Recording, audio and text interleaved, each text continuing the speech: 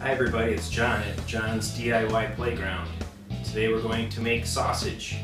In particular, we're going to make a Polish sausage, and this recipe was handed down to my family for several years. You can use this process though for making just about any kind of sausage, chicken sausage or with a veal or pork like we're going to do today with a little bit of mixture of beef. So the hardware we're going to use today is the tried and true KitchenAid, nice heavy duty machine. It has this attachment that we need to access. There's actually two attachments that you need to purchase for making sausage. One is this KitchenAid food grinder attachment, and this is around $50 at Bed Bath & Beyond if it's not on sale. Comes with all these items here. It has a fine and a coarse grinder die that we'll use, and then the other part that you need to order, and I actually had to special order this from Bed Bath & Beyond, is it's a sausage stuffer attachment. So it's separate, it costs about $10, but it only has these three pieces here, two separate size shooters, and then this wheel that goes onto the other meat attachments. So we'll show how it goes together right now and get things ready, then we'll get into what the ingredients and parts list look like. So here we go, just plug this in like this, and you tighten it with the side screw there. You take this worm, this worm gear goes in like so. Then you need your cutter or your knife. The knife goes on the end there, like that. Then you choose the fine or the coarse. I'm going to use the coarse to start with, and put that over the end here. As I'm leaning over here, I actually realize I don't have the worm gear all the way in. So you got to kind of make sure it's pushed all the way in. Then put the knife back on, put this die on the end. And then there's a wheel that I'm missing. Let me find the wheel. Give me 1 second. Okay, bingo, just like that, we found the wheel. So that has to go on the end, keep everything nice and secure. Just hand tight, not too tight. And that's all we need. Next, let's talk about the ingredients that are going to be needed. So here's the ingredients we're going to use today for the Polish sausage. Going to spread this out, some of the ingredients like the onion and the garlic cloves, into several batches, but we're going to do 2-pound batches. 2-pound batches is nice because if you wanted to experiment with different recipes and mixtures of the different seasonings, a 2-pound batch is a pretty good batch because that's enough for about 4 people. It'll make 8 sausage links of 1/4 pound each, and so we're going to do it in 2-pound batches. So this is the, I said, tried and true Polish sausage recipe. So as you can see, we've got some sweet onions. With the garlic, we're actually going to chop these up, throw them in with a little salt and 3 cups of water into a boil, and just kind of simmer them, cook them up that way. And then we'll be throwing them in the mixture. But then in addition to that, we've got 2 teaspoons of salt, a teaspoon of sugar, we have a ½ teaspoon of ground pepper, we have just a dash of crushed red pepper flakes, just again another little dash of garlic powder, and then what I think is one of the secrets is this, I think you call it marjoram or marjoram spice. It's something that's not too common you see people calling out to cook with, but I think it's one of the secrets of giving this Polish sausage its unique flavor and signature that Gramps used to make over from the old days. So marjoram, you can find it in the regular seasonings with all the other ones. It says it's a member of the oregano family. Marjoram is pleasantly aromatic, add to chicken, lamb, stuffing, beans, tomatoes, etc., etc. So get that stuff, real good.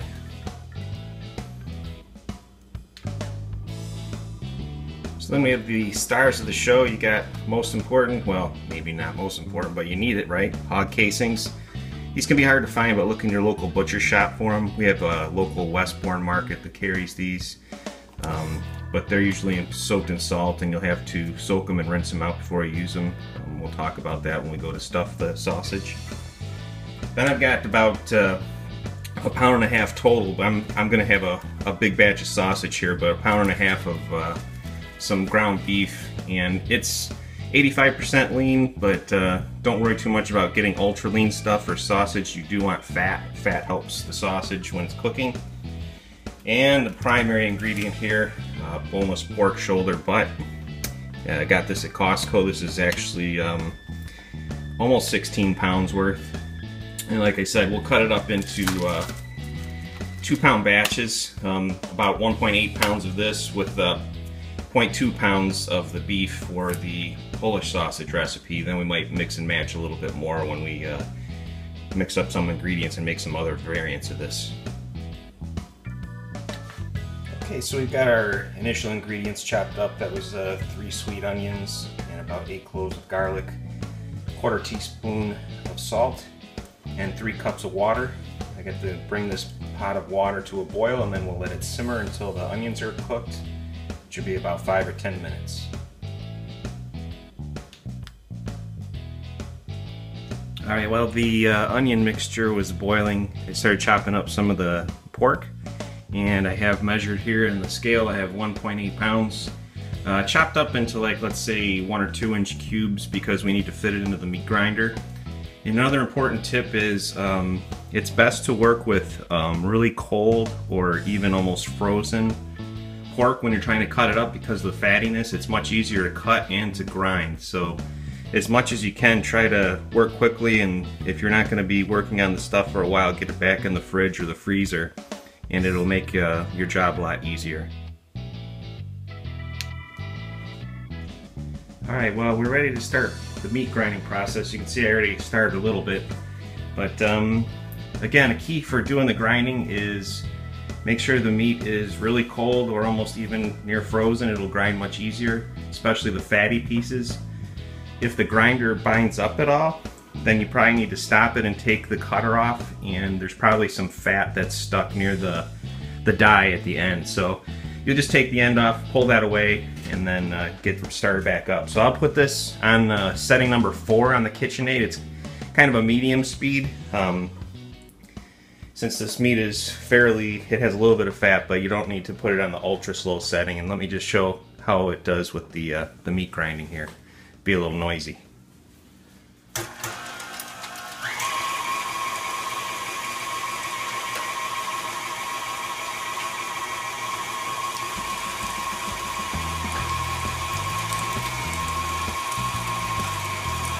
You need to, they also give you a plunger so you can kind of force the meat down,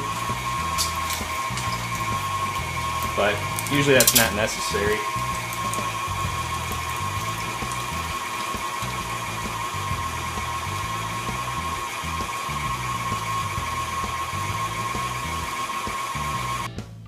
Alright, so we are done with the meat grinding part of it. We've ground up 1.8 pounds of the pork.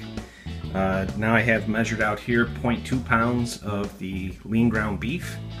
That just came store-bought, pre-ground. This is going to be the unscientific part of this recipe, because the boil here that we did earlier with the onions and the garlic and 3 cups of water is intended for an entire batch of pork sausage, or Polish sausage, that we would make here in like a 14-pound or a 16-pound batch. So I'm just going to take a portion of this and actually use some of the water and pour it in here, and then dump in all the ingredients and mix all this together. And then I'll take this and then add it into the pork sausage mixture. The reason I'm going to do it this way is because we want to minimize how much we actually work with the pork sausage and the fats in it, so we don't break down the fats, and make sure it stays moist and tender when it's cooking, because if we work it too much, we could potentially lose some of that fat and dry it out. So we'll mix it up here, and then we'll show it in the mixture with the pork sausage, and then we're going to run it through the grinder one more time before we actually stuff. So now we've got the ingredients mixed into our bowl with the ground beef side. We're just going to take it to our ground pork, put them together, and then just some light mixing. We don't have to do a lot. Just got to kind of work it in a little bit with our hands. And then, like I said, we're going to feed this right back into the grinder one more time, and then we'll be ready to do the stuffing step. So let me get my hands cleaned up here, run this through the grinder, and we'll get to the next step. Okay, now for these hog casings, I had them soaking in water, just lukewarm water. Just took a while out of the package. We might not use all this, but You just gotta let it soak for a while, and then right before we're ready to use them, like right now, I'm going to remove one at a time carefully. I had 2 hands free, and rinse it under the sink real quick, make sure it's all rinsed out very well, and then we'll show how it goes onto the stuffer and start getting ready to stuff. Alright, we're ready with the casing, so I have one rinsed off here. You can see it's quite long. It's enough to handle probably the whole 2 pounds for making the 8 sausage links. So what you have to do is try to find on the end how it opens up. Be a little tedious here, but you'll get it. Once you have the opening, you slide it over the stuffer here, and you have to be a little bit careful because these are natural casings. They can break on you, but once you get it started, you just start sliding the casing all the way onto the back. Could help if you just add a little water. Keep sliding until you get it all on. This will take me a little while because I'm going to be real careful not to break it, but once you get it to the end, I'll show you what's next.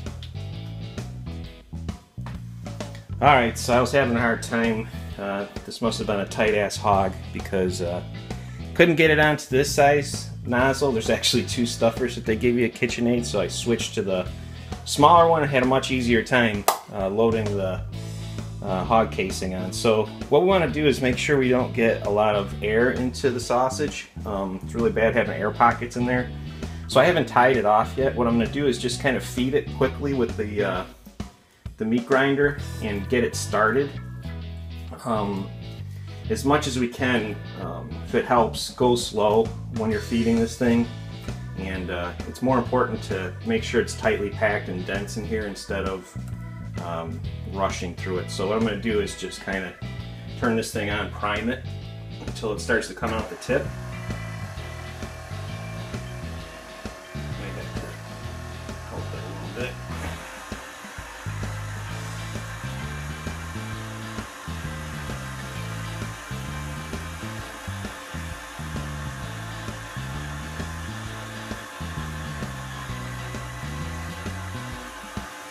Come on, Piggy, get in there. Come on, Piggy. And here I said go slow. Look at me, forcing it. Alright, so I got it started here. If I keep going, it's going to start flowing out.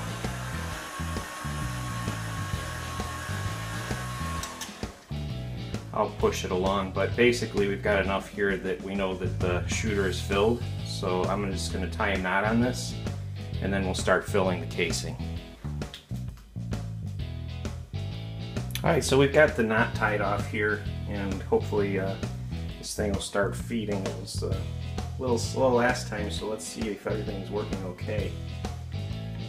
But again, no rush. You can go slow with this and just let it start to fill the casing, and we're not going to do the knotting and the tying off of the individual sections until the end.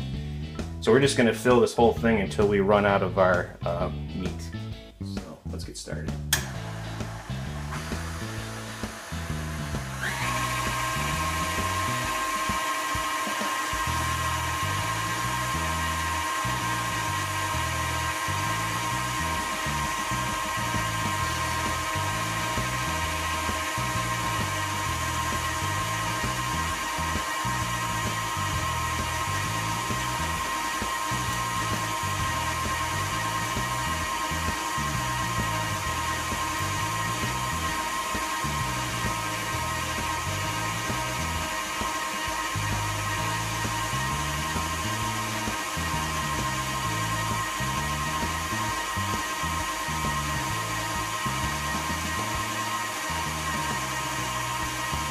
So again, I'm trying to let the casing expand as much as I can so that there's not going to be air in here.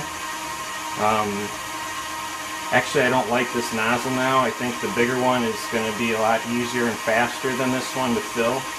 So I might switch back. and see how it works that way.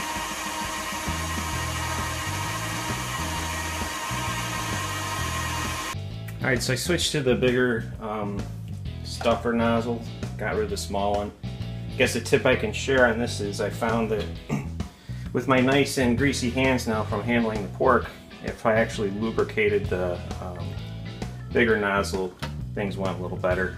I now have a little bit of an air bubble in here that I have to deal with, so we took a small needle and started poking in a few spots. Hopefully that helps. We will poke the whole sausage with the needle in general when we're done to help the casing shrink really nice and tight to the sausage. So let's see how this this bigger stuffer runs.